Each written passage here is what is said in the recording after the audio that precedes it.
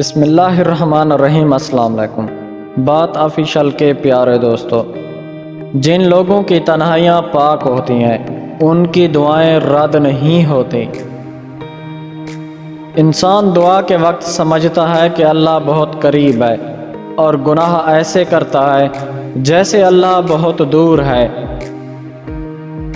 آزمائش میں اللہ تعالیٰ اذیت دینے کے لیے نہیں بلکہ کچھ سیکھنے کے لیے ڈالتا ہے۔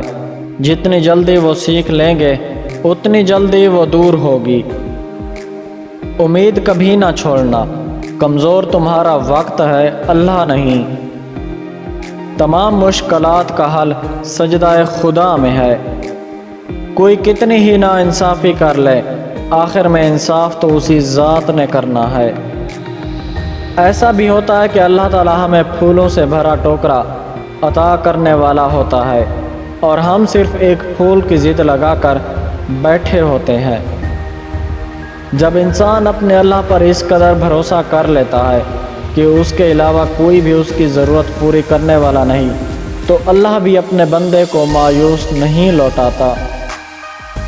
اللہ تعالیٰ نے عمل کے قبول ہونے کو مخفی رکھا ہے تاکہ دلوں میں خوف باقی رہے، اور توبہ کا دروازہ کھلا رکھا تاکہ امید کا دامن نہ چھوٹے۔ اللہ انسان کو چھوٹی تکلیف دے کر بڑی بڑی مصیبتوں سے بچا لیتا ہے۔ وہ بڑا غفور و رحیم ہے، اس کی حکمتیں انسان کی سمجھ سے بالاتر ہیں۔ جب اللہ نے آپ کی زندگی کو اچھا موڑ دینا ہوتا ہے تو اللہ برے لوگوں کی حقیقت آپ کے سامنے لے آتا ہے۔ اگر گندے لباس والا شخص مسجد میں نہیں آ سکتا تو برے اعمال کر کے دل گندا کر لینے والا جنت میں کیسے جا سکتا ہے؟ ہم کیا جانے کبیرہ ہے یا صغیرہ، ہمارے پاس تو گناہوں کا ذخیرہ ہے۔ یا الہی ہمیں معاف فرما دے، آمین۔ پیارے دوستو، ویڈیو پسند آئی ہے تو اس کو لائک کریں۔